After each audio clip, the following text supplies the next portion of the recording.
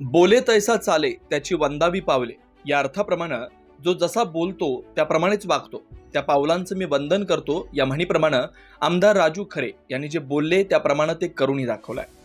याचं ज्वलंत उदाहरण म्हणजे गेल्या महिन्यात मोहोळ तालुक्यातील अर्जुनसुंड गावात आमदार राजू खरे यांची विजयी सभेचं आयोजन केलं गेलं होतं आणि याच सभेमध्ये झारीतला शुक्राचार्य कोण त्यांना शोधून काढल्याशिवाय गप्प राहणार नाही अशी देखील वल्गना केली होती।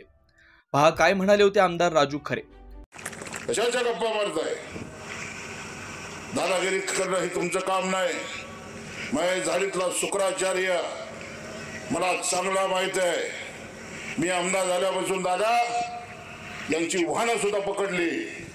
1000-1500 ट्रिपा तिथून तुमचा तो मुरमाचा उपसा करून विकण्याचं महापाप या गावगाड्यातल्या पुढाऱ्यांनी केलं।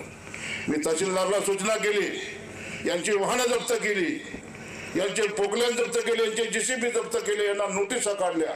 आज हिअरिंग होतं माझ्या माहितीप्रमाणे आणि या सभेच्या निमित्ताने सांगतो अनगर करायची तर जिरवली पण आता तुझे जे झारीतला शुक्राचार्य ना त्याला सांगा गाठ आमदाराची आहे आणि हे सांगण्यासाठी या कार्यक्रमाच्या निमित्तानं माझ्या मित्राला नैतिक बळ देण्यासाठी आलो। यानंतर मोठ्या जल्लोषात ग्रामस्थांनी जंगी स्वागत करून आपल्या समस्या आमदार राजू खरे यांच्याकडे मांडल्या।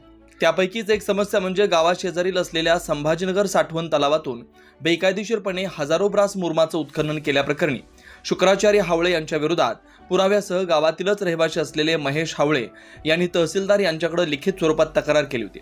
या तक्रारीनंतर आमदार राजू खरे यांनीही या सर्व प्रकरणाची चौकशी करण्याचा इशारा दिल्यानंतर तसेच आपल्या आमदारकीचा हाबडा देताच तहसीलदार यांनी तब्बल 51,01,000 रुपयांचा दंड भरण्याचा आदेश दिला होता। त्यानंतरही दंडाची रक्कम न भरल्यानं शुक्राचार्य हावळे यांचा गट नंबर असलेल्या 51/1 वर 51,01,000 रुपयांचा बोजा नोंदवण्यात आला गेला।